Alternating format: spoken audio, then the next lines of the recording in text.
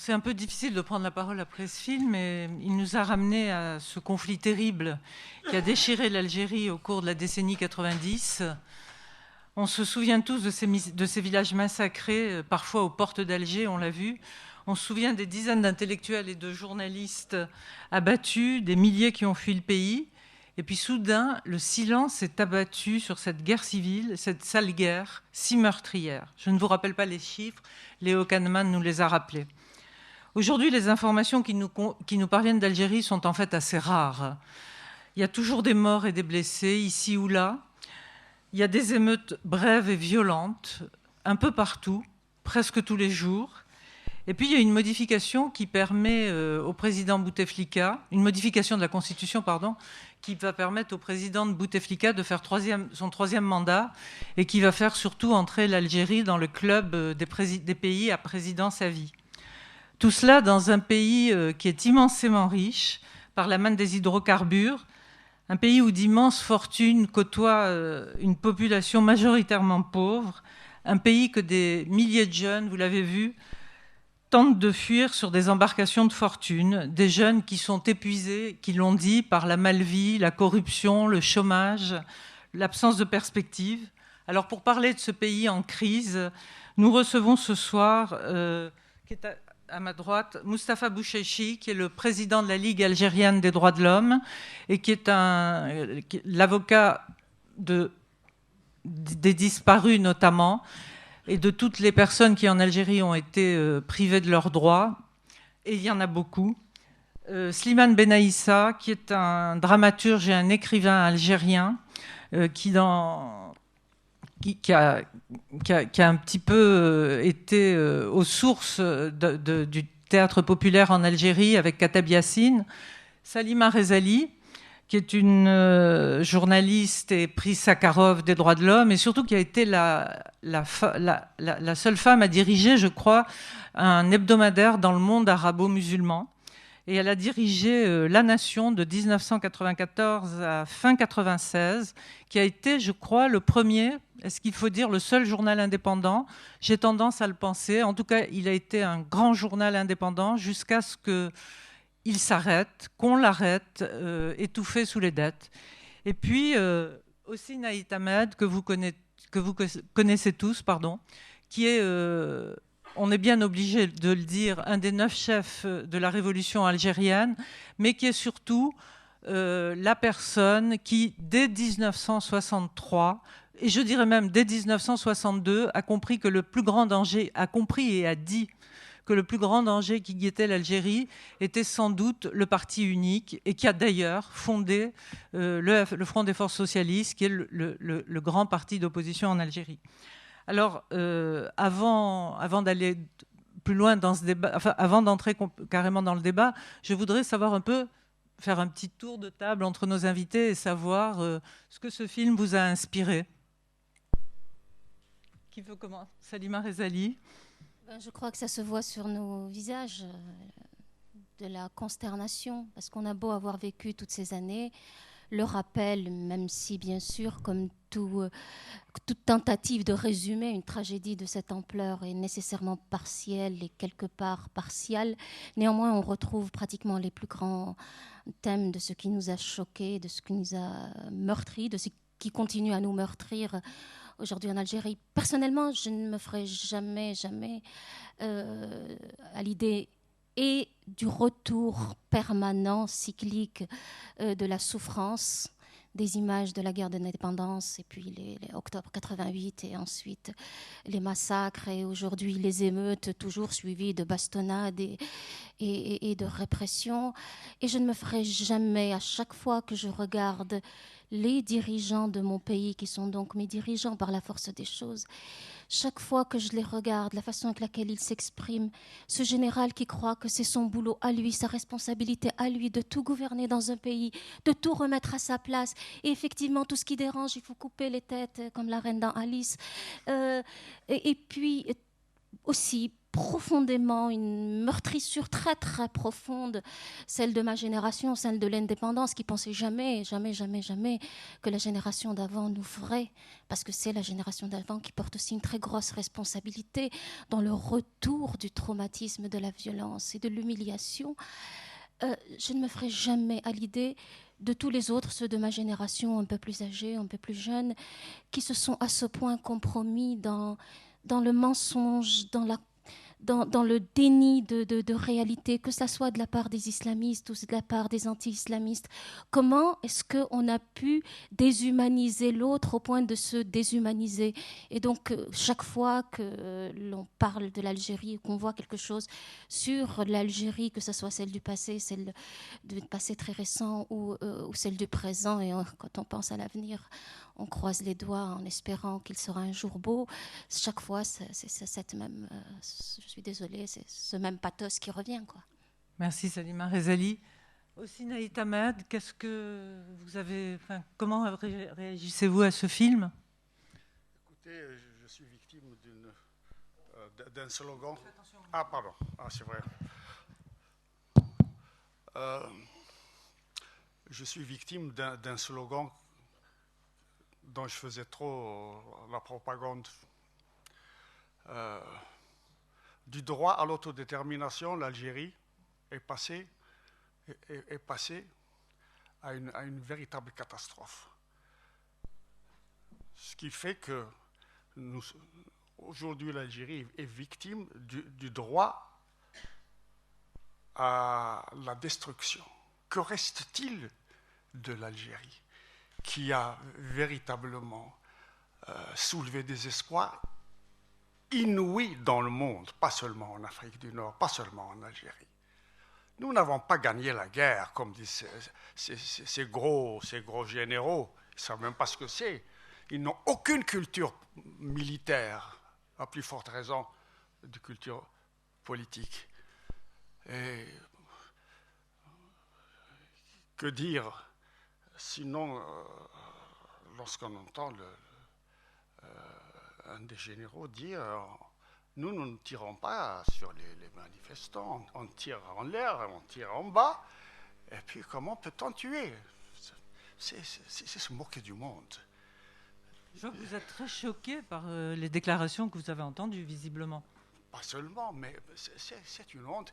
Et puis, ce qui est terrible, c'est que la psychologie de ces gens-là, n'est-ce pas, ne réveille pas les consciences dans le monde occidental ou dans le monde oriental. C'est-à-dire qu'aujourd'hui, n'empêche que grâce à leur succès, au succès de tous les coups d'État, parce que l'histoire de l'Algérie, c'est une suite infinie de coups d'État. Alors, bien sûr, aujourd'hui, l'Algérie, c'est un trou noir. Personne ne parle. C'est pour cela que je rends hommage à nos amis, à ceux qui ont pris l'initiative de consacrer un moment à l'Algérie. Je suis certain que cela fera un bon chemin pour la conscientisation de l'opinion internationale. Merci. Nous sommes déjà presque rentrés dans le débat. Monsieur Moustapha Bouchachi, que vous a inspiré ce film? Quelle image en avez-vous retenu, vous qui passez tant de temps à vous battre contre les violations des droits de l'homme? Bien sûr, consternation, mais je suis témoin d'une tragédie nationale. Le film n'a pas démontré les responsabilités. Surtout, j'ai vu l'enterrement du journaliste Efsah. Il a été assassiné devant moi. C'était mon voisin. Bien sûr, c'est ce que démontre le film. C'est une part de la réalité algérienne dans la décennie noire de 92 à 90. De 92 à 2000 surtout. J'en ai vu des assassinats. J'en ai vu des gens sortis de prison et assassinés, jetés dans la rue. J'en ai vu des islamistes qui ont assassiné des gens, des fonctionnaires de police, des journalistes, des intellectuels de gauche et des gens qui travaillent seulement pour l'administration algérienne. Je dis, c'est un film qui trace cette tragédie, mais la responsabilité n'a pas été dégagée dans ce film. Nous allons évidemment consacrer une bonne partie de notre débat à ces responsabilités, ça va de soi. Mais je voudrais d'abord demander à Slimane Benaïssa comment il réagit à ce film, lui aussi. Et s'il a envie d'y réagir, d'ailleurs. Non, ce film, quand je vois cet itinéraire historique un peu, je pense à mon oncle qui était un grand militant FLN et qui est mort, et qui le jour de l'indépendance m'avait dit une phrase qui m'a marqué et qui est lui qui a été mon maître à penser sur le plan politique. Il m'a dit, aujourd'hui, entre la France et nous, c'est terminé. Mais comment ça va se terminer entre nous et nous, ça c'est mon inquiétude. Et je crois qu'à chaque fois que j'avance dans la vie, je vérifie un peu cette phrase. Et je dirais que la première pour moi trahison fondamentale, c'est que l'indépendance a été obtenue parce que des gens avaient conscience de la liberté, avaient conscience des droits de l'homme, avaient conscience de la justice, avaient conscience que qu'est-ce qu'une nation et un territoire. Et c'est grâce à ça, et avec ces outils-là, qui sont parfaitement modernes dans la pensée, qu'ils ont combattu et ont obtenu l'indépendance. Et après, ils nous ont empêchés d'être dans cette réflexion, d'être dans cette justice, d'être dans ces droits-là. Voilà le fondement. Et le fait d'avoir empêché le peuple algérien de jouir de tous ces droits-là, on est parti dans tous ces travers. Et on pourrait développer par la suite peut-être comment on est arrivé jusqu'au terrorisme. Quand je vois Lamari dire « le terrorisme est mort, l'intégrisme est encore vivant », je me pose la question qui est l'intégriste et ce n'est pas lui. Merci Slimane Benaïssa.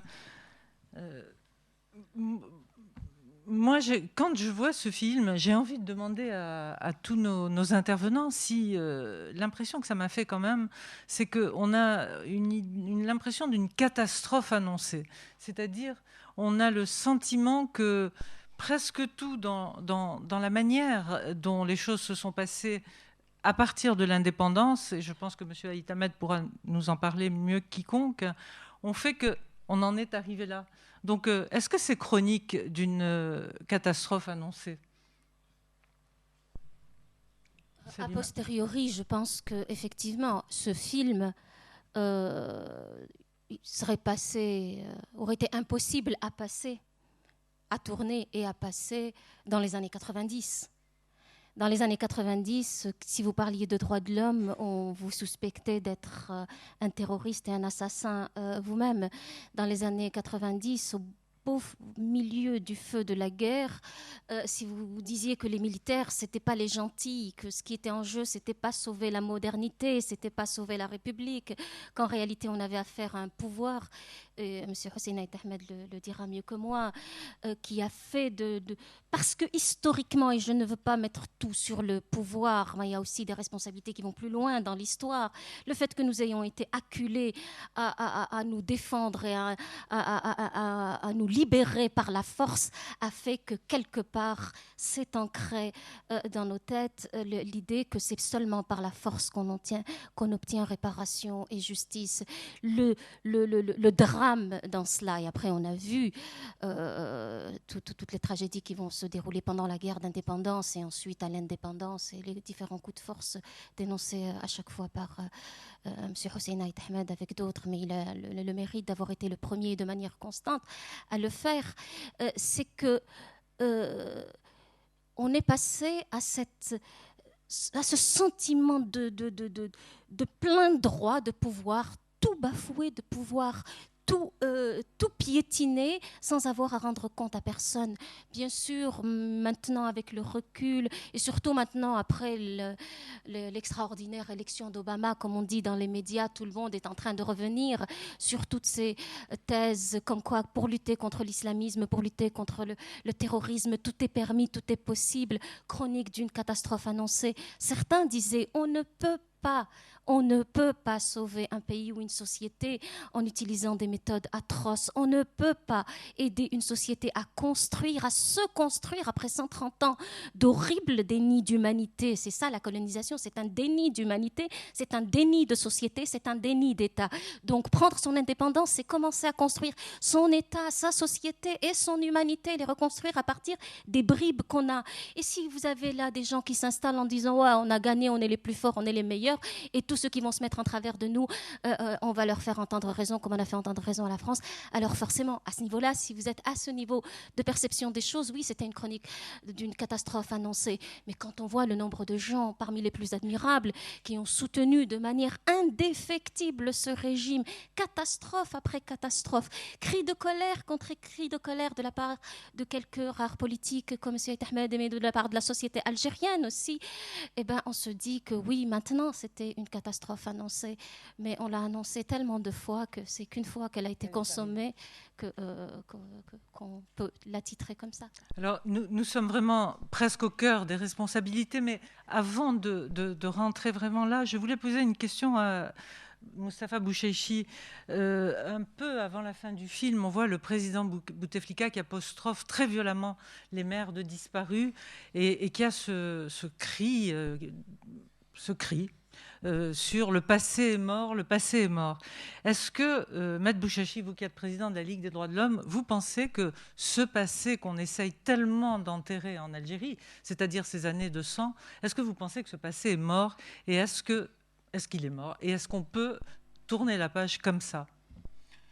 Je pense peut-être les disparus algériens sont morts, mais le passé n'est pas mort. J'aimerais dire des choses sur les disparitions forcées en Algérie. Comment le régime algérien, pour combattre les islamistes après l'annulation des élections, est-ce que, comme il a dit le général Nazal, c'est des actes isolés ou c'était une politique générale du régime à cette époque-là pour faire peur, pour faire disparaître des gens? L'Algérie a connu, c'est le deuxième pays à travers le monde qui a connu un nombre supérieur à 10 000 Algériens qui ont disparu. En tous les cas, plus de la moitié sont disparus du cause des sécurités, des forces de sécurité, oui, des forces de sécurité. En 92, ils ont amendé la loi algérienne, le code de procédure pénale, qui donnait une compétence élargie à tous les services de sécurité confondus. Ça veut dire les services de sécurité d'Alger peuvent se déplacer à l'est du pays, à 400 km, et arrêter des gens. C'est pour ça qu'il y a eu beaucoup de disparitions forcées. Il y a des mères et des parents, des familles qui se déplaçaient au commissariat pour demander qu'est-ce qui s'est passé à leur fils qui a été arrêté il y a 2 jours. On leur dit c'est pas nous. C'est pour ça que je dis que ce n'est pas des actes isolés. C'est une politique générale du régime algérien qui a fait disparaître des islamistes et des non-islamistes. J'aimerais vous raconter une petite histoire pour dire que peut-être tous les disparus, ou la plupart des disparus sont morts.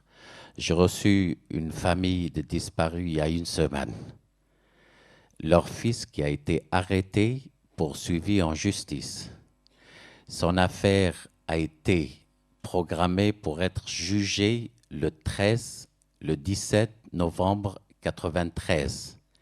Il a été transféré d'une prison à l'autre.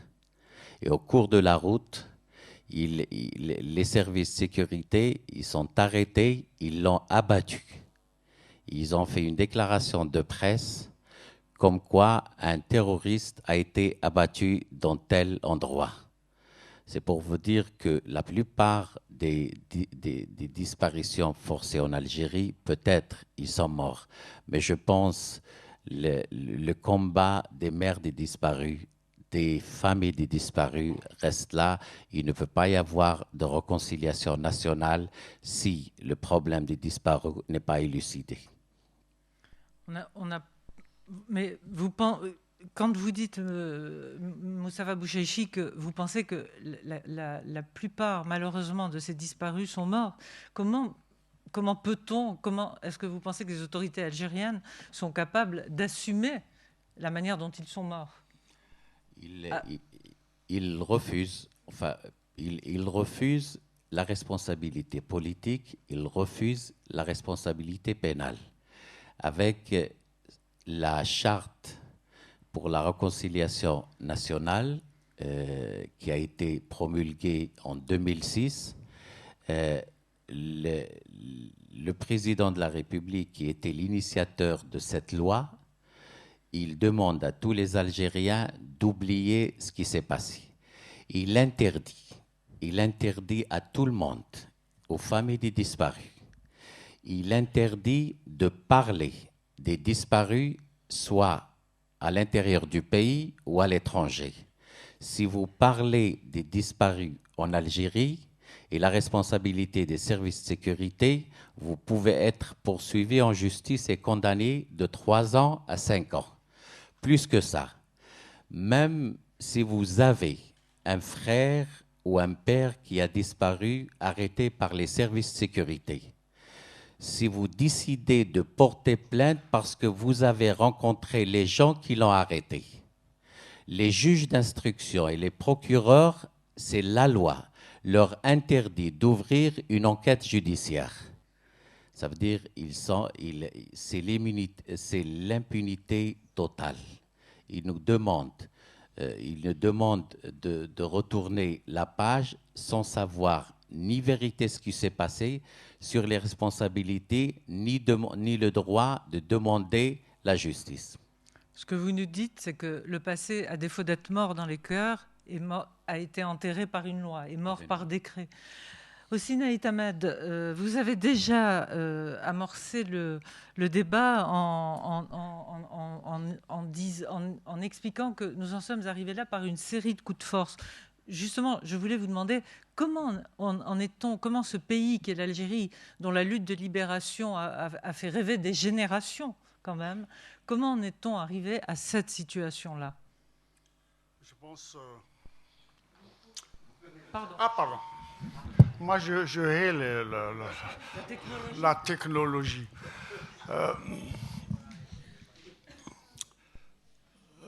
Si vous m'excusez de faire une petite dérive, j'ai toujours considéré que l'Espagne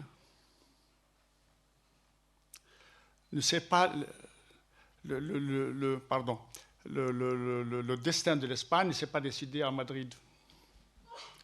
Il s'est décidé en Allemagne d'abord.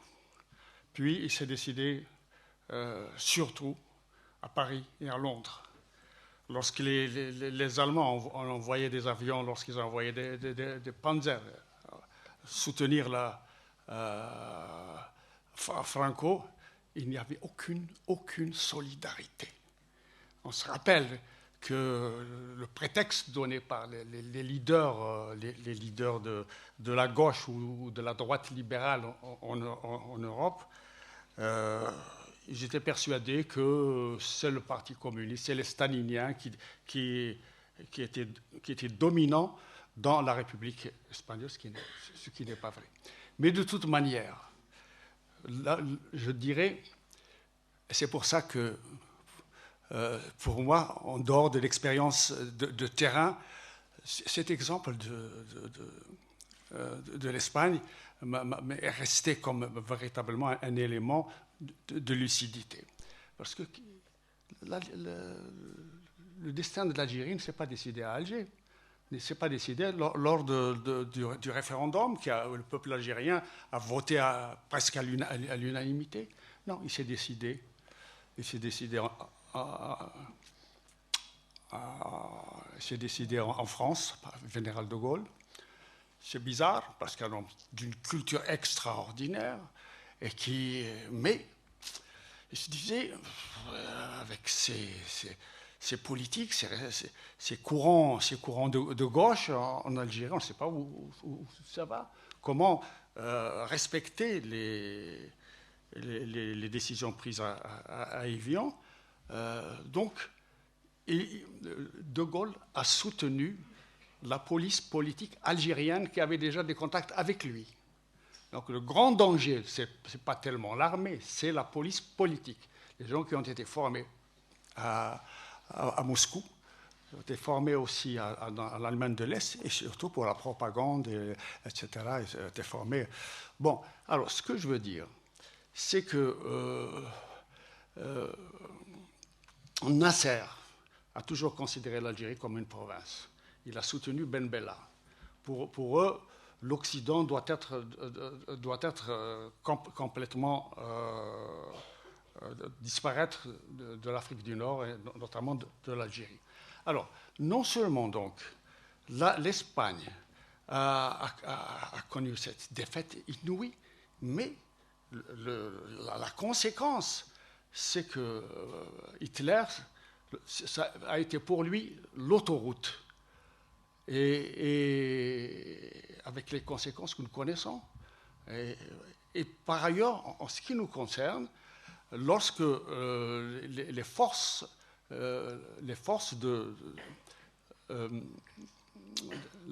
qui étaient au Maroc et en Tunisie, notamment au Maroc, l'armée des frontières, avant l'indépendance de l'Algérie. Donc, le Maroc aussi a joué un mauvais rôle. Ce que je veux dire, figurez-vous que si l'Algérie a pu véritablement, après le vote de l'autodétermination, eh bien, on aurait pu éviter, la radicalisation de l'islam. Parce que dans l'Algérie, même maintenant, elle a un immense prestige. Les jeunesses du monde arabe ou du monde islamique qui se disent, mais comment se fait-il que chaque fois qu'il y a une guerre entre Israël et les pays arabes, c'est toujours l'Israël qui gagne. Comment les Algériens ont réussi? Pardonnez-moi, je vous interromps un instant, juste parce que on a vu, vous y faites allusion, hein, on a vu un certain nombre de présidents défiler en Algérie. On a vu des visages changer, les visages qui étaient aux côtés de Boumedienne n'étaient pas les mêmes que ceux qu'on a vus auprès du président Chadli Benjedid, n'étaient pas les mêmes que ceux qu'on a vus auprès du président Zeroual. Ce que je voudrais que vous nous expliquiez, c'est qu'est-ce qui fait qu'on est passé comme ça, systématiquement, d'un homme à un autre, on a l'impression d'un coup de force, comme vous le disiez tout à l'heure, d'un coup de force à un autre. Est-ce que le sort de l'Algérie s'est joué de coup de force en coup de force?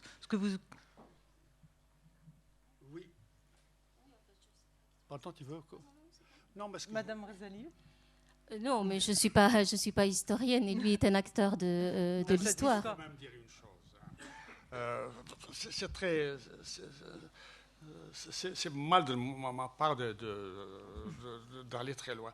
Mais les choses viennent de très loin. Je ne vais pas faire l'historique. Mais le grand problème, c'est le fait que les instances politiques de la révolution algérienne n'ont pas été créées assez rapidement. Le seul qui a véritablement réalisé presque l'unanimité de tous les courants démocratiques en Algérie, de tous les courants politiques, c'est Aban Ramdani. C'est vraiment le fédérateur. C'est lui qui a fait le congrès de la Soumam en Kabylie en 1956. Il a imposé la suprématie du politique sur le militaire. Vous pensez que c'est ça qui a causé son assassinat? Mais bien sûr. Je vais vous dire autre chose. Donc pour vous, ça c'est un premier coup de force en Algérie? C'est un premier coup de force. C'est ma question. Et ça ne fait que répéter. Tous ceux qui ont été exécutés, jusqu'à Boudiaf, et même moi-même, j'ai échappé à une embuscade. Bref, c'est pas le cas. Alors,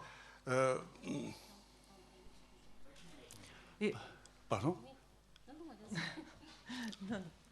Je crois que nous avons compris ce que vous voulez dire. Et où en est-on aujourd'hui, Madame Rezali? Comment voyez-vous la situation aujourd'hui? On est toujours dans le même... Est-ce qu'on est toujours... On est dans le refus du politique, ce qui est dommage pour l'Algérie, en tout cas pour la génération post-indépendance, et qui aurait pu jouer un rôle très important après 88, cette génération qui a été révélée justement pendant le printemps démocratique entre 89 et 91. On a vu tout à l'heure des gens parler de ce moment extraordinaire de foisonnement, parce qu'il y a eu une ouverture à partir du système de pouvoir algérien. Donc, ce n'est pas un pouvoir monolithique, ce n'est pas un pouvoir complètement fermé, mais à l'intérieur de ce pouvoir, une partie a voulu, OK, on va essayer de faire avec la société, et les faucons très bien représentés par le général Nazar et le général Lamari et d'autres encore, certains dans l'armée, d'autres en dehors de l'armée. Vous faites allusion, pardon, pour que tout le monde comprenne, vous faites allusion à l'ouverture, entre guillemets, qui a suivi les émeutes de 1988. Oui, après les émeutes et l'instauration du multipartisme. À partir des émeutes de 88, qui ont été une espèce de presque de répétition à petite échelle de ce que l'Algérie allait connaître après, pendant une décennie, c'est-à-dire la torture, le fait de tirer sur les gens, le fait que l'armée reprenne les choses en main et décide que ça suffit comme ça, les politiques, on n'a pas besoin de vous, même pas pour la galerie. Ce que cette petite ouverture a permis, c'est de voir la diversité de la société algérienne. Et dans cette diversité, bien sûr, il y a les islamistes. Bien sûr qu'il y a les islamistes. Ils sont à la fois un problème quand on n'est pas d'accord avec eux, mais ils sont une partie irrécusable et irréductible de la société algérienne. Et on a tout focalisé sur la lutte contre les islamistes, alors qu'en réalité, on avait plusieurs problèmes. La radicalité des islamistes, mais la radicalité des anti-islamistes aussi, et la radicalité de ceux qui avaient le pouvoir. Le problème, encore une fois, quand on sort de 130 ans de colonisation, c'est d'arriver à construire le politique et à construire la société. Mais vous ne pouvez pas le faire. Bien sûr, quand vous avez des islamistes extrémistes qui disent « pas question, il y a la parole de Dieu et rien d'autre », mais il faut remettre les choses, redonner à chacun ses proportions. Les islamistes, nous, on les combattait dans la rue, dans les quartiers, au travail, dans les syndicats et tout. Parfois, ils gagnaient, parfois, on gagnait. C'est une question de détermination de citoyens avec des convictions totalement différentes. Ce qui manquait, c'est le cadre dans lequel devait se jouer cette bataille. Et c'est là où la responsabilité des militaires a été la plus forte, parce qu'eux n'admettent de politique ni islamiste ni pas islamiste. Et c'est valable aujourd'hui encore. Et j'aimerais juste rajouter une chose, c'est que tout l'arsenal qui a été mis sur place avec l'approbation d'une partie de l'élite algérienne, il faut le dire, parce que si on ne se remet pas de ça, si on ne remet pas dans le cadre des responsabilités, tout le monde aujourd'hui est d'accord, y compris dans leur reportage, des gens ont dit c'est les militaires, mais ces gens qui disent ce sont les militaires ont soutenu les militaires. Donc il faut qu'on guérisse à la fois des militaires et du soutien aux militaires, et qu'on guérisse de la déresponsabilisation, parce qu'on a trouvé un responsable. Donc ce qui a été mis en place pour soi-disant démanteler l'islamisme et combattre le terrorisme est aujourd'hui en train d'être, c'est presque totalement terminé, mis et instauré comme socle de domination d'une oligarchie militaro-marchande avec des façades politiques pour dominer l'ensemble de la société algérienne. Et vous seriez blond, aux yeux bleus, laïque, impénitent, que vous n'aurez pas l'aval de ces gens-là, je peux vous assurer. C'est pour prendre le pouvoir, qu'ils ont instrumentalisé les islamistes, qui, les plus radicaux d'entre eux, ne demandaient pas mieux que de pouvoir aller casser la gueule aux autres, mais ils ne sont pas tous comme ça, tout comme tous les laïcs ne sont pas des anti-islamistes fous furieux, donc il faut bien comprendre cela. Mais la stratégie, c'est garder le pouvoir sans aucun contrôle, sans aucun contre-pouvoir, et je crois que aujourd'hui, c'est pratiquement terminé. On peut se permettre un président comme Bouteflika. Nous sommes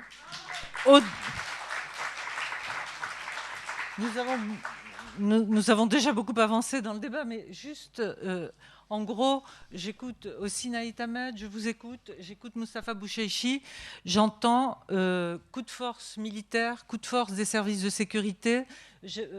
Moustapha Boucheïchi nous parle d'une justice qui n'en est pas une, nous parle de loi liberticide. Salima Rezali, vous parlez de la même chose. Je voulais savoir si Slimane Benaïssa, qui a été un des symboles de la contestation culturelle en Algérie, je voudrais savoir, et dont l'une des pièces avait un côté, à la fin des années 80, a eu un côté très prémonitoire, puisque cette pièce s'appelait Le bateau coule. J'aimerais mieux le dire en arabe, malheureusement, j'aime trop la langue arabe pour la massacrer. Donc, Slimane Benaïssa, vous qui avez dit le bateau coule, est-ce que vous partagez ce constat sur le fait que c'est l'absence totale de liberté qui a amené l'absence de liberté, si j'ose dire, originelle, qui nous ont menés à la situation dans laquelle nous sommes aujourd'hui? C'est sûr, c'est l'absence de liberté. Moi, je crois qu'à l'indépendance, tout à l'heure, Saïd Ahmed Hussein faisait une allusion au congrès de la Soumam, mais il devait être approuvé à Tripoli à l'indépendance. Et ça n'a pas été fait. Et la guerre au pouvoir s'est installée. Ça veut dire que dès le premier jour, le pouvoir qui a pris qui s'est installé au pouvoir était illégitime. Et l'illégitimité a continué. Et Boumedienne avait, à mon sens, excusez-moi, je suis au milieu d'historique, mais j'ai perçu comme ça le pays. À l'époque de Boumedienne, l'armée était surveillée par l'ASM. C'est-à-dire que Boumedienne était au milieu, il avait l'ASM d'un côté et l'armée de l'autre. Et l'armée ne bougeait pas, elle était surveillée, les dossiers étaient à l'ASM. Et il a tenu le pays comme ça, en tapant à droite, en tapant à gauche et en désignant le parti, le FLN, il mettait toutes les tendances qui voulaient marcher avec lui et qui le soutenaient à l'intérieur. À sa mort, Chedli ne pouvait pas gérer avec l'ASM, qui était un système. Donc elle est repartie vers l'armée. Et c'est là où le système s'est complètement fossilisé. Il est devenu trop fort. Et je crois qu'aujourd'hui, même si lui veut s'imploser de l'intérieur, il lui est difficile. Il ne peut même plus lui-même évoluer. Et donc, le point de vue historique, il faut se dire que ce système a une peur bleue de tendance gauche, libérale, démocratique. Et entre les islamistes et la gauche, et les idées de liberté, et les idées de modernité, il n'a pas hésité une seconde, il a dit « je choisis les islamistes, après on verra comment on se démerde avec eux, mais ceux-là, les autres ne peuvent pas exister ». Donc c'est un peu le choix, justement. Ils ont choisi les islamistes. Sur le plan culturel, comment cela se répercute, c'est-à-dire qu'ils ont travaillé pour la légitimité et non pas pour le droit. Ils sont légitimes à être au pouvoir, ils n'ont pas le droit d'être au pouvoir. Donc on a enlevé tous les droits au peuple pour justifier cette légitimité. Et la confrontation en Algérie est entre droit et légitimité sur le plan culturel. En plus, au début, Boumedienne se voulait socialiste. Et dans le socialisme, il y a eu tous les intégristes qui se sont levés parce que le socialisme, le communisme, tout ça était anti-islamique. Ce qui fait que ça a permis à tous ces gens-là d'être dans une opposition farouche. On nous combattait parce qu'on défendait un socialisme qui était chanté par le pouvoir, que lui-même, bien sûr, n'y croyait pas.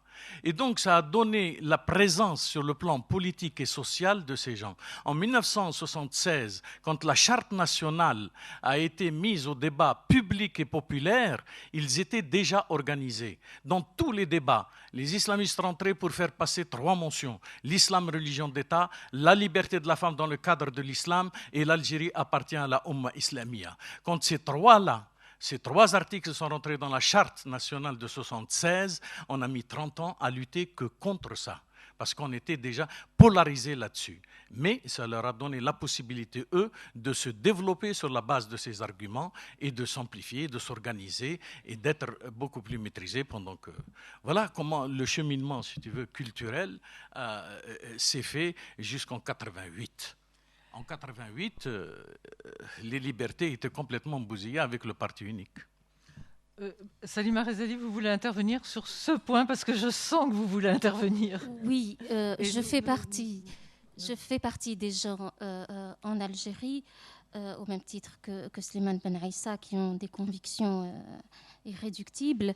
Et personnellement, je pense que les islamistes, s'ils se sont mieux organisés que les autres tendances, ce n'est pas un péché à leur reprocher. C'est pourquoi nous, dans les autres tendances, on ne s'est pas organisé aussi bien qu'eux. Et peut-être que c'est parce que nous étions trop à l'aise à l'ombre du pouvoir ou peut-être trop confortablement installés dans nos idéologies. Moi, j'étais féministe dans la clandestinité, extrême gauche et tout ce que vous voulez. C'était très bien, c'était les bouquins que j'avais lus. Et donc, j'étais persuadée, après octobre 88, qu'il suffirait qu'on sorte dans la rue et qu'on crie, qu'on dise aux gens « Regardez, on est là, on a la bonne parole », ils allaient nous suivre. Et le problème, c'est qu'à ce moment-là, nous, on a ouvert les yeux et les autres aussi, ils avaient leur gueule à ouvrir et leur slogan et leurs bouquins et ils disaient « Nous aussi, on est là ». Et donc, tout le problème, c'est que ce qui profondément me choque aujourd'hui encore, c'est que 200 000 morts, ça n'a pas été assez pour qu'on comprenne que l'enfermement idéologique et l'exclusion de l'autre sont les 2 mamelles de la pérennité de ce système et de tout autre système qui viendrait après lui.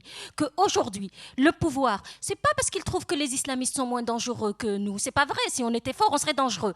On est moins, il a moins peur de nous parce qu'on est moins dangereux aujourd'hui. Mais c'est parce qu'il a mis le prix. Parce que pendant qu'il démantelait les instruments par lesquels nous aurions pu devenir importants, nous, une partie d'entre nous a applaudi à ce qu'il faisait aux islamistes par enfermement idéologique. Et si on ne pose pas ça sur la table pour dire comment se fait-il qu'on ait pu cracher sur la liberté que nous revendiquions pour nous, quand il s'est agi qu'elle s'applique aux autres, comment se fait-il que la polémique qui est à la base de tout échange politique de militants convaincus, nous l'avons refusé aux islamistes, certains qui étaient très contents qu'on ne polémique plus avec eux.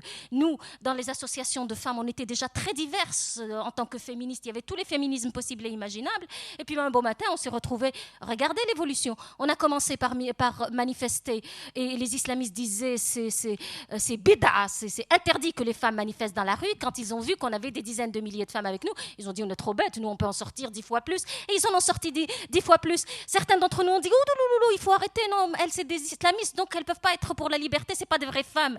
Et alors on a dit mais non, allons discuter avec elles, peut-être qu'elles sont d'accord pour aller à l'école, d'accord pour travailler, d'accord pour pas être battues, d'accord pour pas être violées, d'accord, etc., etc. Et on commence programme minimal. J'ai pas besoin nécessairement de l'avortement ici, tout de suite et maintenant, pour pouvoir me libérer et m'affirmer en tant que citoyenne.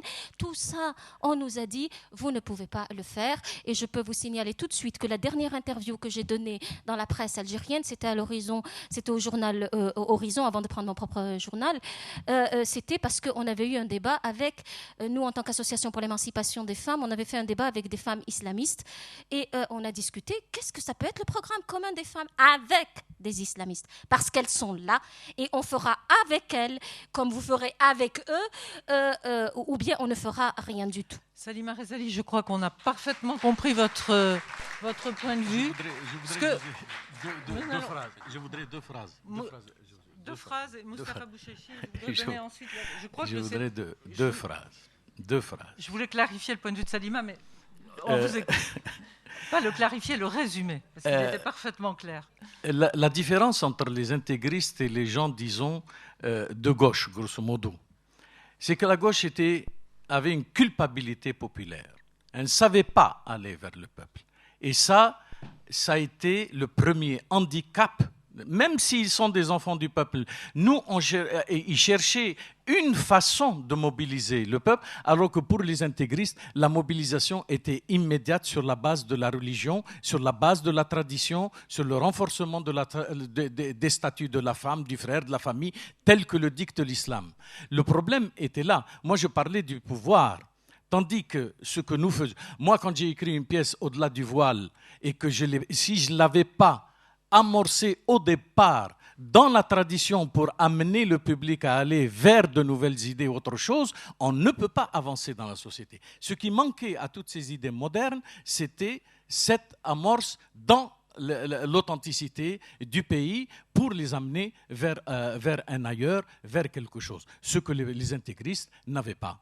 Et ils étaient favorisés. Personnellement, pour cette fameuse pièce qui s'appelle Babour Aghraq, quand j'ai été appelé par la censure, je leur ai dit, je joue 10 fois, 15 fois à Alger, alors qu'ils ont toutes les mosquées d'Algérie à leur portée, vous leur faites mieux. Il m'a été répondu, nous maîtrisons les mosquées, mais nous ne maîtrisons pas cette parole.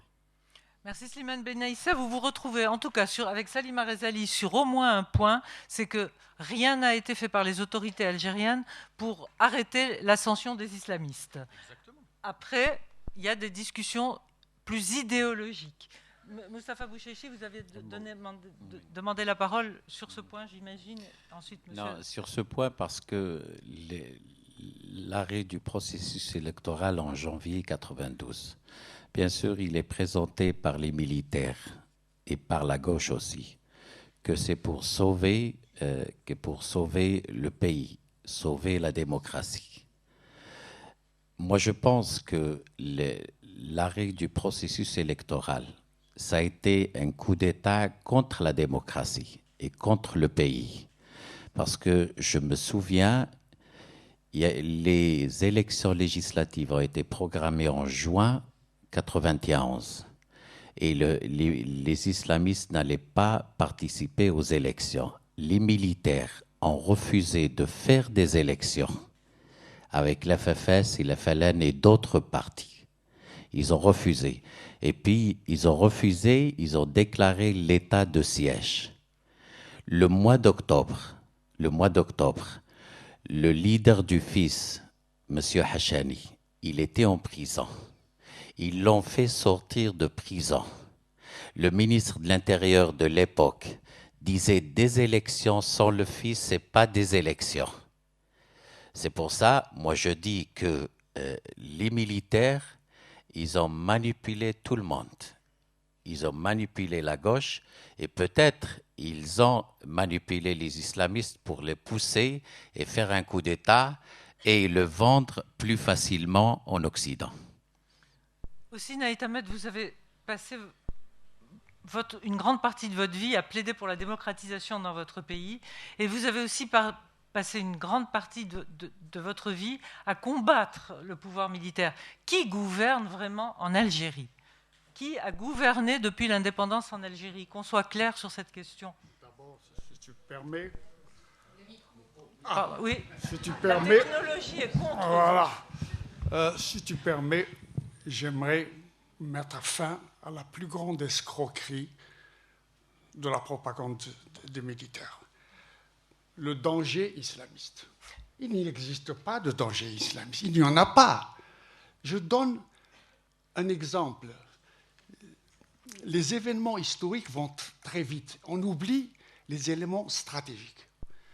Je me rappelle que les premières élections législatives devaient avoir lieu en juin et non pas en décembre. En juin, c'est le FFS, c'est le FLN réformé qui devait passer. Et la police politique qui avait déjà infiltré le FIS, les 3/4 du Majlis Shura, du comité central, c'est des flics. Ils sont allés voir les chouyours pour leur dire, voilà, vous avez eu de la peine avec votre base pour participer aux élections parce que, bon, il n'y a pas de vote dans le Coran.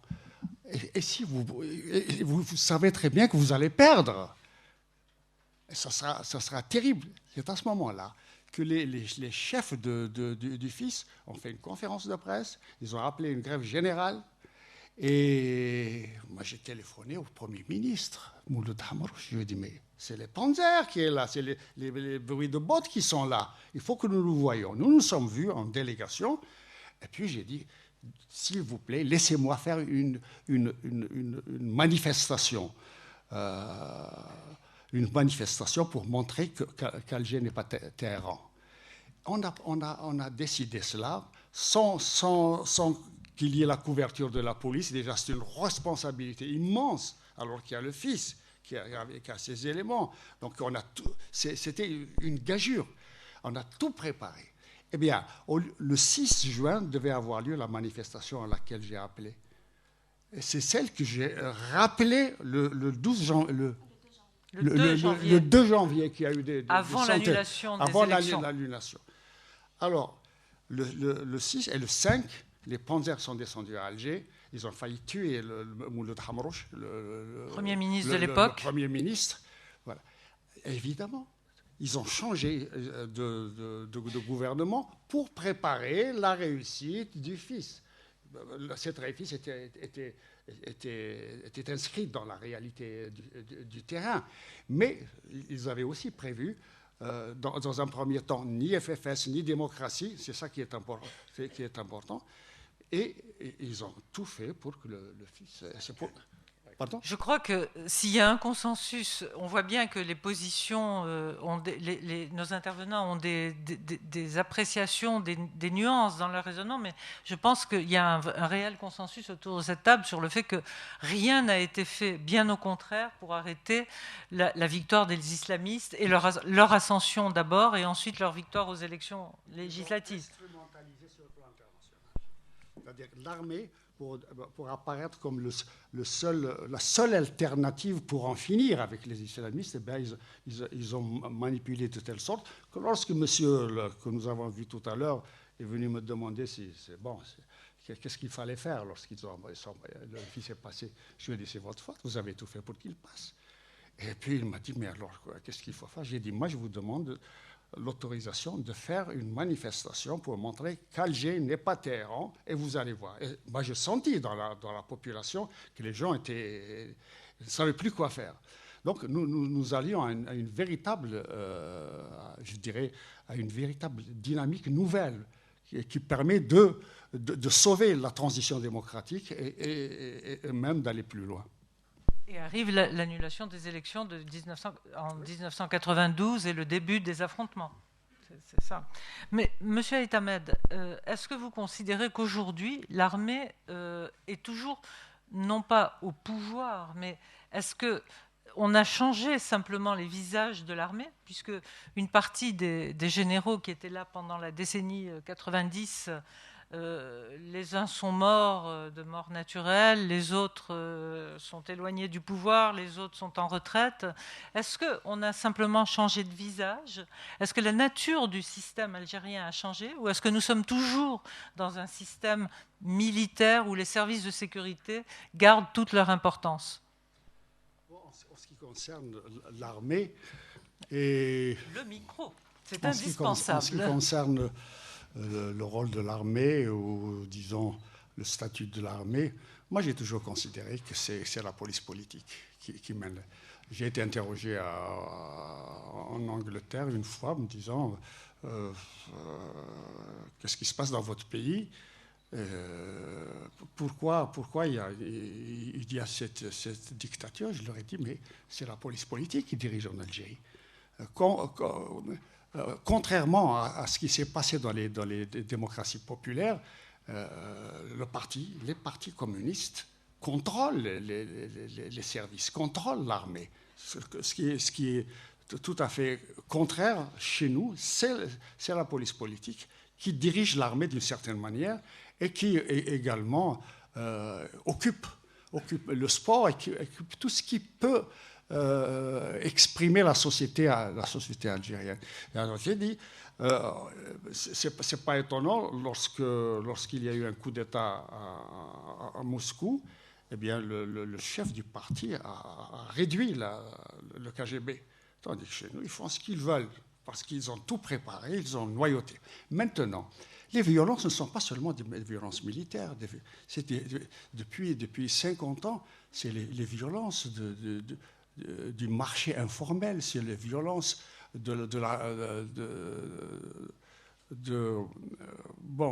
qu'est-ce que je veux dire? Nous allons y venir parce que je pense que vous voulez parler de la société. Je voudrais juste, avant de passer À ce sujet, demandez à Mustapha Bouchechi, il y a une scène du film où on voit la jeune photographe qui, à l'issue d'un des gros massacres, dit « mais c'est toujours le même décor, toujours le même scénario ».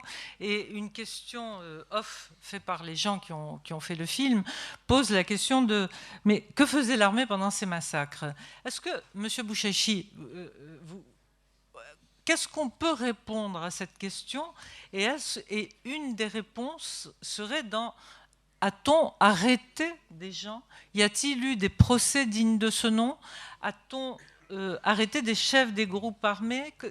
Où en est-on dans ce domaine ? Parce qu'on a l'impression qu'on voit de temps en temps apparaître dans la presse, tout au long de ces années de sang, on a vu apparaître dans la presse des émirs arrêtés ici ou là. On ne sait pas... On les a condamnés à on ne sait pas quoi, à des années, on ne sait pas qui ils sont, on ne sait pas de quoi ils sont exactement responsables. Donc, qu'est-ce qu'on peut dire de cette question qui est posée dans le film ?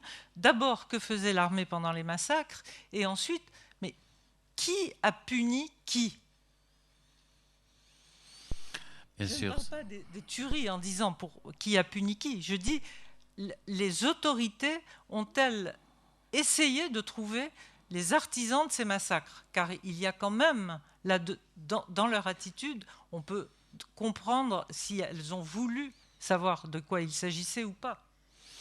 Bien sûr, surtout, bien sûr, en 80, depuis 95, 96, 97, il y a eu des tueries, des massacres à l'extérieur, dans des prisons en Algérie.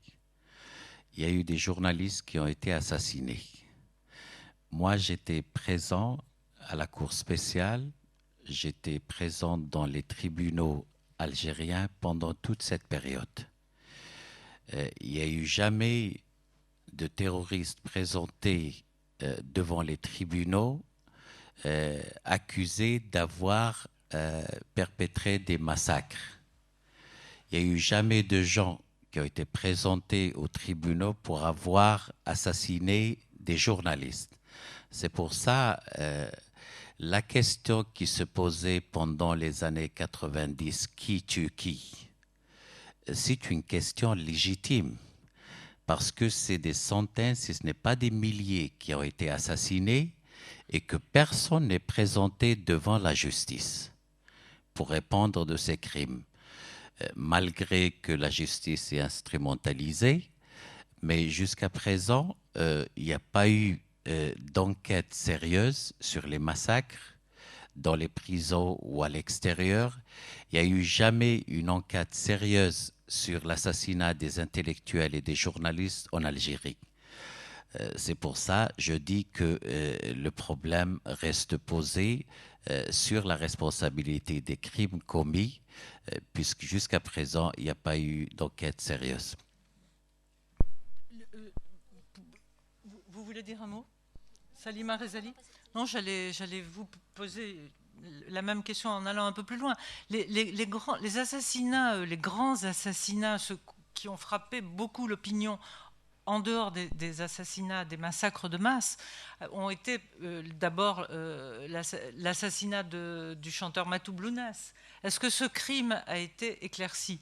Nous avons vu aussi l'assassinat en direct pendant le film, qui est une image très impressionnante, du président Mohamed Boudiaf, qui avait été ramené quelques mois plus tôt par les autorités algériennes, sorti de son exil au Maroc pour remplacer le président Chadli. Est-ce que est-ce que sur tous ces meurtres, et on pourrait en citer vraiment beaucoup, mais est-ce que ces meurtres-là, vous considérez qu'ils ont été élucidés ? Non, pas du tout. Pas du tout, parce que en Algérie, il n'y a pas une justice indépendante. Bien sûr, je vais vous dire une chose. J'étais constitué à la dernière minute par le lieutenant qui a assassiné le président Boudiaf, que j'ai vu en prison, qui a refusé de parler. Il m'a demandé une chose. Il m'a dit, s'il renvoie le procès, j'aimerais avoir un procès équitable. Je peux dire des choses. J'ai demandé au président du tribunal criminel le renvoi de ce dossier parce que j'étais constitué À la fin du procès, le président du tribunal a refusé le renvoi du dossier. Même cet assassinat, il refuse une enquête sérieuse. Et lorsque j'ai consulté les dossiers, même les douilles, même le juge d'instruction qui avait ordonné de sceller la salle où le président a été assassiné, les ordres du juge d'instruction n'ont pas été respectés. C'est pour ça, je peux dire que tous ces crimes, même le crime du président de la République, n'a pas été élucidé. Il n'y a pas de justice qui peut élucider ce genre de crimes et de massacres. Pour arriver à la vérité et à la justice, je pense qu'on a besoin de mécanismes de justice transitionnelle. On en est loin, bien sûr. Je voudrais... Nous avons évidemment fait qu'effleurer le système algérien, mais comme l'heure passe, j'aurais voulu qu'on parle un petit peu de la société. Pardon ? La salle donne des questions. On est...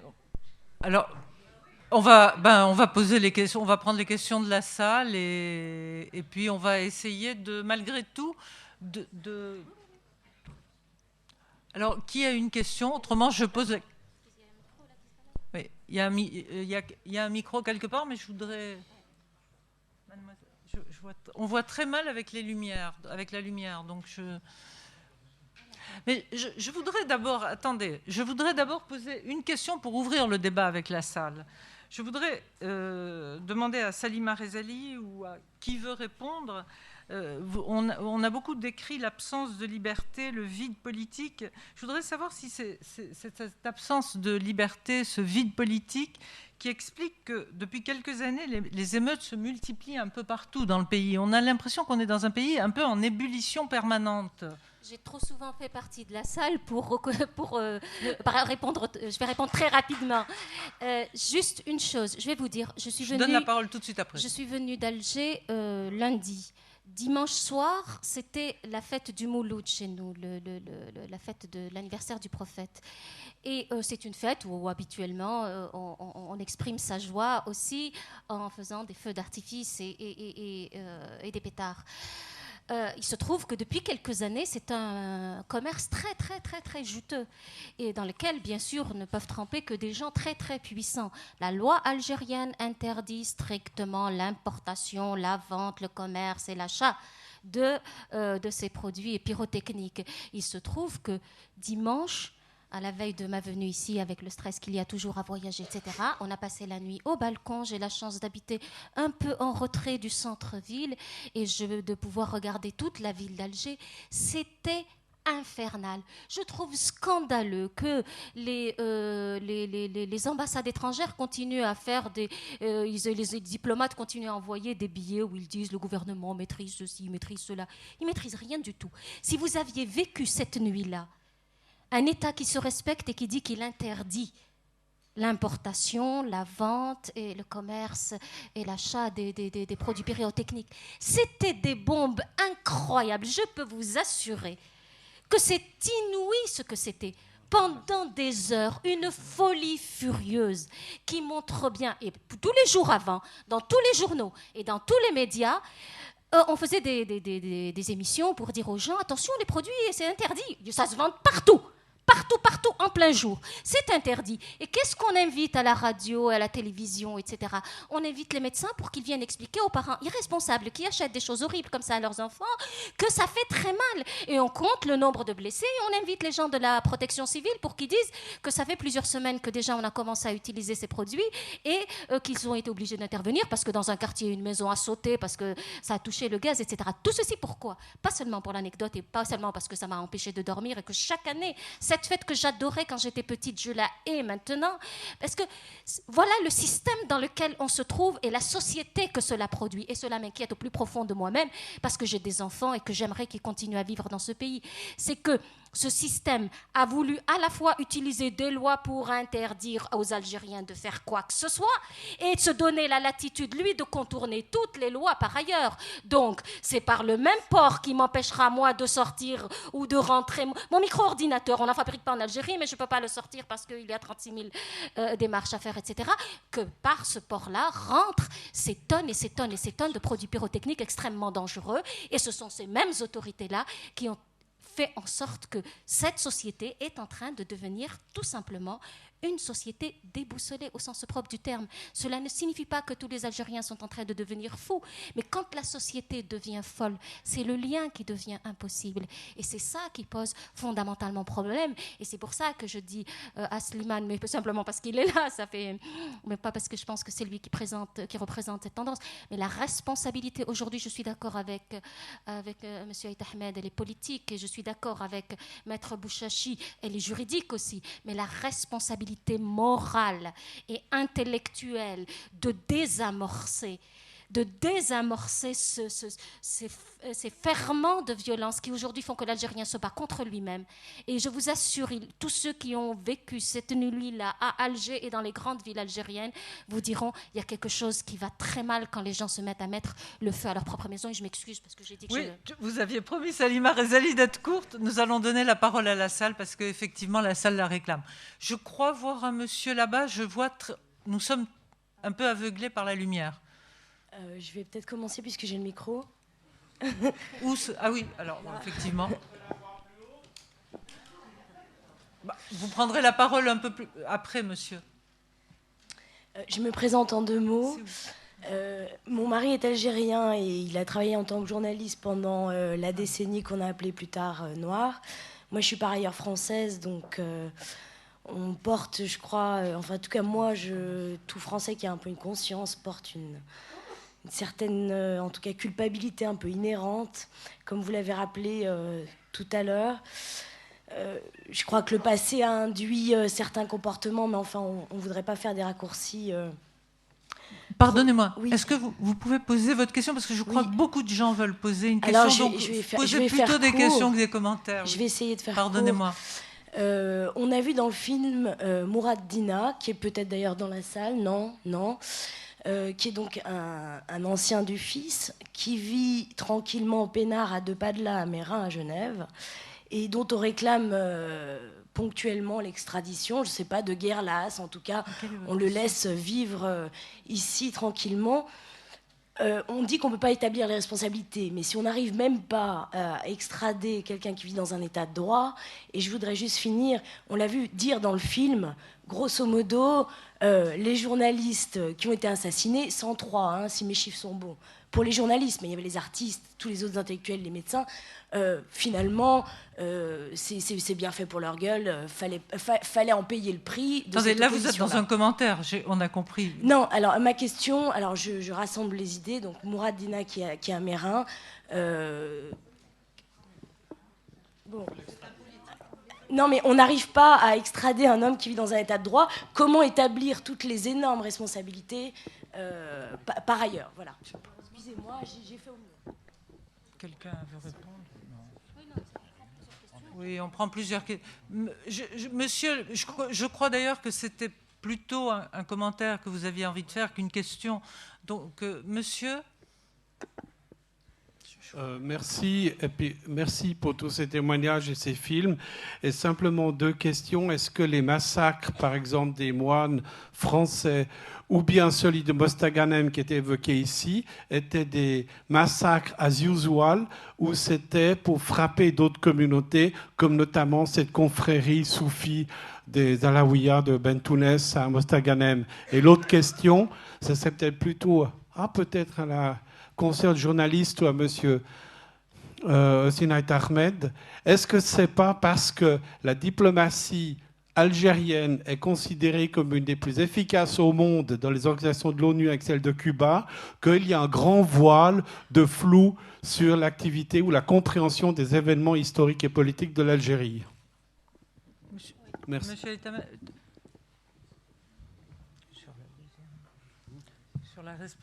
sur la communauté internationale, peut-être, et ensuite sur les moines. Mais écoutez, en tout cas,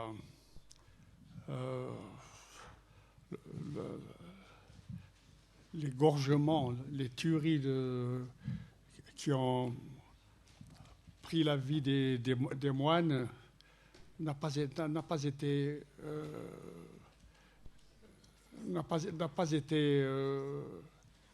expliqué. Il n'y a aucune enquête. Mais tout se passe comme si toutes les déclarations faites par un membre de la sécurité militaire qui s'est enfui de l'Algérie et qui a témoigné, et qui a pris d'ailleurs l'ex-président de... Comment s'appelle l'organisation le Baudouin. Patrick Baudouin, qui est l'ancien président de la FIDH. Oui. Donc, il a ce monsieur qui a été en prison, en mission. Et bon, non, je ne parle pas de... ce que je veux dire, c'est que...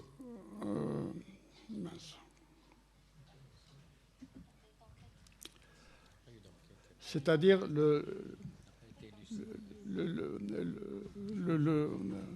responsable de la sécurité militaire qui est allé en Syrie pour contacter l'ambassadeur de France et lui dire voilà ce qui se passe. C'est l'affaire des moines. Je la connais par cœur parce que c'est chez lui qu'on a débarqué les corps. Et qu'en fait, il n'y avait aucune possibilité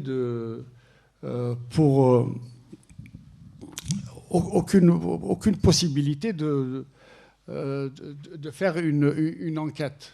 Ce qui fait que je crois que l'affaire est toujours dans... oui, l'affaire des moines est pendante.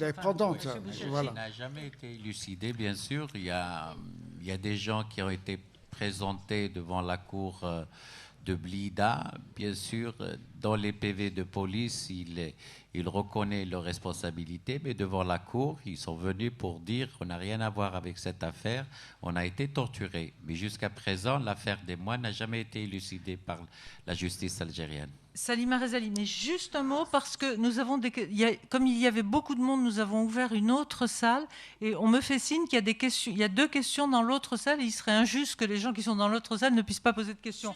Donc Salima Rezali, 1 seconde. Juste sur la diplomatie algérienne qui est très forte et qui a semblé paralyser la réaction internationale, je pense que c'est parce qu'elle repose profondément sur le baril du pétrole et que les plus grands contrats économiques et pétroliers et gaziers ont été passés dans les années de massacre et que par conséquent, même si effectivement nos diplomates s'agitent beaucoup et qu'ils ont été beaucoup aidés malheureusement par une partie de nos intellectuels, néanmoins l'argument sonnant et trébuchant, ça a été le pétrole.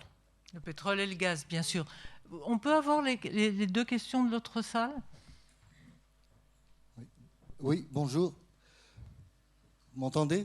Oui, oui. Ah, très bien, merci. Voilà, je suis universitaire algérien exilé à Genève.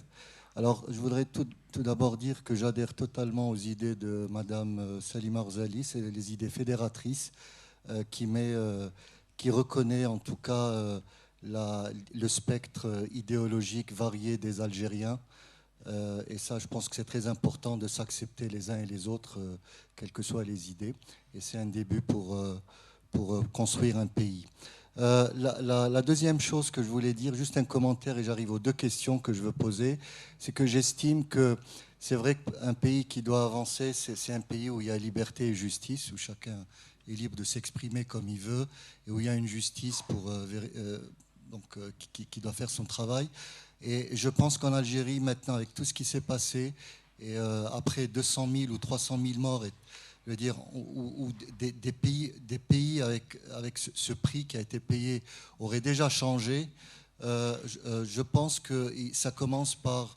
le pays retrouvera la voie de la raison, de la sérénité, de la construction, si on commence par à ce qu'un général ou l'armée demande pardon au peuple, et ça personne ne le clame. Et moi personnellement, je ne serai pas assaini tant que j'entendrai pas un général dire pardon au peuple de tous les crimes qu'ils ont faits, parce qu'ils endossent la responsabilité. Alors maintenant, j'en viens aux 2 questions. La première question, c'est est-ce que vous pensez qu'il y a des hommes politiques valables en Algérie qui puissent justement amener cette armée ou disons, à sortir du paysage politique de l'Algérie? Et la deuxième, est-ce que vous pensez que le peuple... Moi, j'ai fait un voyage récent et j'étais tout simplement choqué par le peuple. J'ai trouvé que le peuple avait complètement changé. Le peuple que j'ai laissé il y a 15 ans, eh ben, c'était plus le même. Est-ce que vous pensez que ce peuple est capable de vivre dans une démocratie? Et c'est au moins ce que c'est la démocratie, parce qu'on n'entend pas ces hommes politiques. On voit que tous les hommes politiques, enfin ceux qu'on entend en tout cas en Algérie, ils sont tous derrière Bouteflika ou en train de justifier pourquoi Bouteflika fait quelque chose. Pourquoi est-ce qu'il doit... On a même entendu quelqu'un dire que c'est Dieu qui l'a envoyé au peuple algérien. Alors, en fait, je suis désespéré. Juste, ça n'est évidemment pas moi qui vais répondre à votre question. Je vous demande simplement si vous m'autorisez à compléter votre question, puisque vous avez vous avez prononcé le nom du président Bouteflika. Comme Salima Rezali avait répondu en partie à votre question, est-ce que l'élection présidentielle à venir peut changer quelque chose? Je crois que c'est un petit peu le prolongement de ce que je me permets de dire que c'est un peu le prolongement de votre question, si vous en êtes d'accord. Je crois que je ne peux pas ne pas réagir au fait que mon compatriote a dit le peuple a changé, est-ce que ce peuple est capable de vivre en démocratie? Il n'a jamais demandé que ça, pas la démocratie des grands bouquins, mais celle du droit. Tous les jours, les gens se battent pour leurs droits. Mais si, quand les syndicats autonomes manifestent, on leur tape dessus, quand les partis politiques essaient de s'organiser, on interdit les réunions, quand les journaux essayent de se constituer, on ne donne pas l'agrément, et que les journalistes sont pourchassés tous les jours avec des accusations de diffamation, etc. Forcément, tout ça donne le désespoir. Et c'est vrai que nous avons une jeunesse extrêmement turbulente et qui a envie de vivre. Et quand on dit les mots globalisation, etc., on ne se rend pas compte ce que ça signifie. Ça veut dire que vous voyez vivre le monde entier, que vous voyez les gens vivre, et les seuls gens qui vivent mal sont les gens qui sont comme vous. Et je regrette d'insister lourdement sur cette question, mais vous voyez que les gens qui vivent mal sont des Africains, sont des Arabes, sont des musulmans. On voit les Sud-Américains, ils arrivent à s'en sortir un peu en se battant vraiment férocement, mais que les gens qui leur ressemblent vivent mal. Et donc à ce moment-là, effectivement, la seule chose qui est laissée aux Algériens, le seul droit qui leur est laissé, c'est celui de casser. Alors, maintenant, est-ce que cette élection présidentielle du 9 avril prochain va changer les choses? Personnellement, c'est ma conviction depuis très longtemps. Bien évidemment, non. Je crois que c'est la conviction d'une bonne partie des Algériens, et que je crois que cette fois-ci, comme encore une fois, depuis le taux de participation aux élections est allé en baissant régulièrement. Depuis décembre 91, les dernières élections législatives pluralistes, première et dernière, qu'il y a eu en Algérie, le taux de participation est allé en décroissant. En 95, les gens ont un peu cru, nous on avait boycotté, mais les gens avaient cru que peut-être celui-là, du moment qu'il vient de chez eux, c'est un militaire comme eux, Yahouya, il va régler, on a assez souffert comme ça, ok, on ne va plus aller avec les islamistes, on va voter pour lui, même s'il y a eu du trafic, etc. Mais globalement, l'esprit, le bon sens populaire disait ça. Eh bien, ils n'ont pas été contents quand même. Et ils ne peuvent pas se rassasier. Et ce sont des gens qui ne peuvent pas avoir confiance dans leur peuple, ils ne peuvent pas avoir confiance dans leur société, ils n'ont pas confiance en leurs propres camarades. Et donc, entre eux-mêmes, ils se doutent. Donc, cette élection ne va rien régler. Pour une fois, il y a un mot d'ordre politique, une réaction, ce que vous disiez à propos des hommes politiques. Est-ce qu'il y a des hommes politiques valables? Bien sûr, il y a des Algériens valables qui fassent de la politique ou autre chose. Simplement, il faudrait que le système soit assez valable pour les laisser apparaître. N'oubliez pas, on n'oubliera jamais, on répétera jamais que un pays où il y a eu 200 000 morts, 14 000 disparus, la torture à grande échelle, les emprisonnements massifs, les assassinats en direct d'un président, sans compter le nombre d'intellectuels, d'hommes politiques, de militaires, de talents aussi, qui ont été assassinés pendant toutes ces années. On a étêté cette société. Ça, c'est des êtres humains, c'est de la ressource humaine aussi. Et les réponses politiques se font aussi avec cette ressource humaine. Donc, effectivement, nous sommes une société appauvrie par une saignée épouvantable. épouvantable, sans compter la saignée précédente, celle qui a duré très longtemps sous la colonisation, mais nous sommes néanmoins une société vivante et capable de produire ses propres réponses. Encore faut-il qu'il n'y ait pas une sorte de coalition mondiale qui dise que nous, définitivement, nous ne sommes pas capables de nous organiser librement. Mais qu'est-ce que vous voulez que je vous dise? Chaque fois, c'est la même chose. On a un président Sarkozy ou un Chirac ou un autre. Bush, c'est le meilleur ami de Bouteflika et des précédents et des successeurs s'ils sont élus de la même manière. Donc, si à chaque fois que nous ouvrons la bouche, on nous dit « Ah, mais attention, si vous avez des élections propres, vous allez avoir les talibans, vous allez avoir les islamistes et tout. » Donc, on est pris dans ce piège et ce n'est pas une conspiration. Je termine juste sur ça. Le dernier rapport d'État américain a été contesté. Département d'État. Oui, sur les droits de l'homme en Algérie. D'abord, il est gentil par rapport au précédent, mais les Américains, ils sont très malins. Quand ils faisaient des rapports sur la torture et les violations des droits de l'homme dans les années 90 en Algérie, les compagnies pétrolières passaient des contrats, il n'y a pas de problème. Donc, on tient la carotte et le bâton et il n'y a pas de souci. Mais ce qui est impressionnant et ce qui est très grave au jour d'aujourd'hui, et qui nous interpelle tous, Algériens et non-Algériens, c'est la réponse du ministre de l'Intérieur algérien. Il a répondu, il a dit « Les États-Unis n'ont pas de leçons à donner aux Algériens. » Ce qui est grave, c'est que c'est vrai. Ce qui est grave, c'est qui est aujourd'hui fondé à donner des leçons en matière de droits de l'homme. Ce qui est doublement grave pour moi en tant qu'Algérienne, c'est que non seulement dans le monde d'aujourd'hui, en dehors des braves personnes, des esprits libres, des esprits purs, qui aujourd'hui ont continué toutes ces années à dire non, c'est pas juste ce qui arrive en Algérie, au Zimbabwe, en Chine, en Israël, en Palestine, etc., à Guantanamo, à Abu Ghraib, etc., sont les militants des droits de l'homme et les esprits libres et quelques très rares journalistes qui ne sont pas tout à fait dans la com. Ce qui est grave pour moi en tant qu'Algérienne, c'est d'entendre un ministre de l'État algérien né d'une guerre de lutte d'indépendance, où la torture a été pratiquée par le colonisateur de manière atroce, où nous avons connu les enfumades, etc., se revendiquer de la parité génocidaire avec Bush et avec tous les autres assassins. Et si aujourd'hui on a un débat à avoir fondamentalement sur les droits de l'homme, c'est qu'est-ce que c'est qu'être militant des droits de l'homme, et toute la responsabilité, tout le mérite des gens comme Maître Bouchachi sont là. Qu'est-ce que c'est qu'aujourd'hui être militant des droits de l'homme quand vous savez que les seuls pays qui pourraient éventuellement gronder votre gouvernement sont des pays qui font comme lui, si ce n'est pire? Comment voulez-vous que notre population ne désespère pas? Et je m'arrête là. Y a-t-il d'autres questions? Y a-t-il je vous vois pas bien. Y a-t-il d'autres questions dans la salle, dans l'autre salle ou dans celle-là? Oui, j'ai une question. Je vois pas. Alors, oui, vous m'entendez? Oui, on vous entend. Oui, j'ai deux questions à M. Aït Ahmed. Se disant démocrate et œuvrant depuis quelques années pour la démocratie en Algérie, pourquoi il a refusé quand on l'a appelé à la haute responsabilité? Première question. La deuxième question, depuis un moment, Aït Ahmed refuse de participer aux élections, quelles que soient les élections législatives, présidentielles. Pourquoi? Est-ce que c'est un acte citoyen? Voilà. Aussi, Aït Ahmed, pourquoi, à quoi servent les élections dans votre pays et pourquoi n'y participez-vous pas? Ben oui, c'est le général, comment il s'appelle, Nezzar. Il s'était étonné que je n'ai pas accepté d'être chef de l'État. Il tombait des nues. Il pensait que, comment refuser d'être honoré? Mais je vais être comme ça. Je vais avaliser toutes leurs décisions, toutes leurs politiques, tous leurs massacres, tous les effets de destruction et de déshonneur de notre pays. Comment voulez-vous que...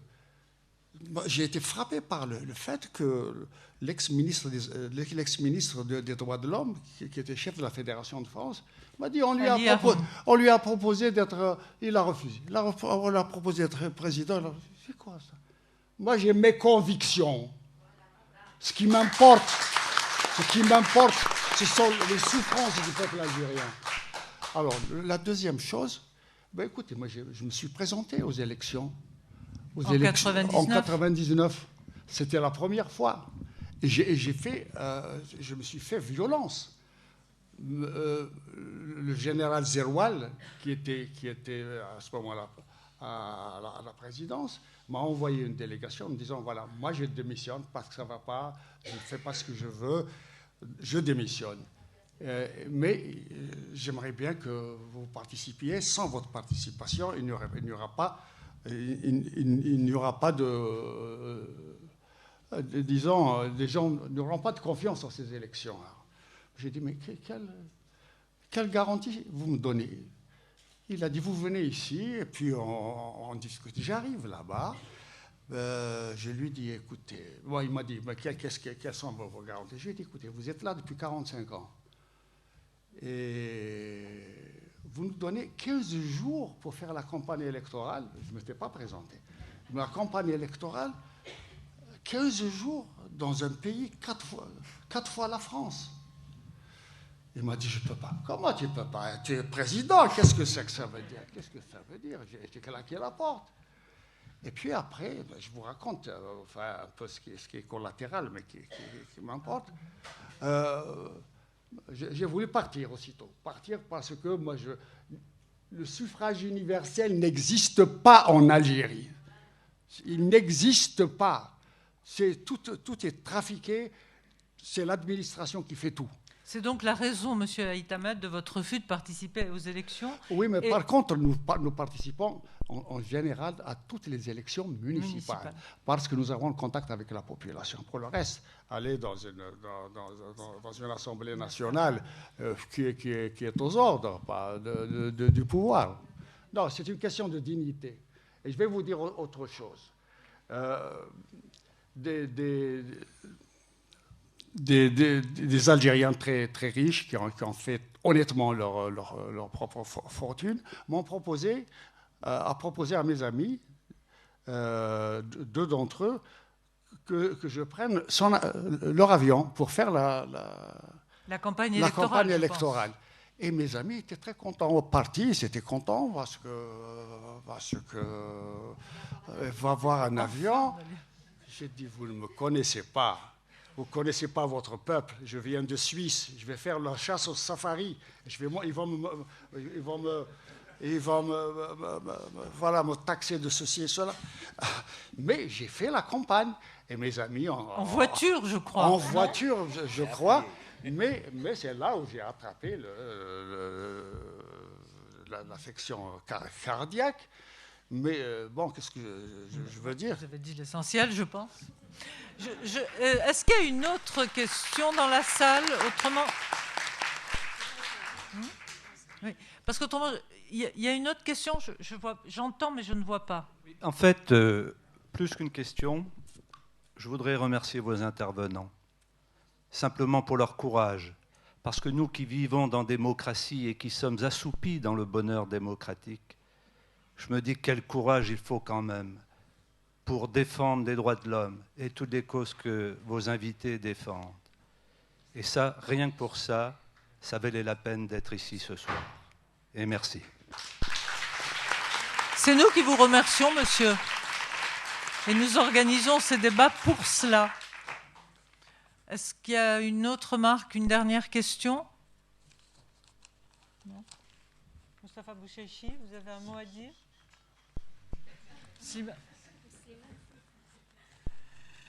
Écoute, je suis très heureux d'être parmi vous. Ça me réchauffe le cœur de voir qu'il y a beaucoup de gens ici en Suisse, dans une démocratie qui s'intéresse.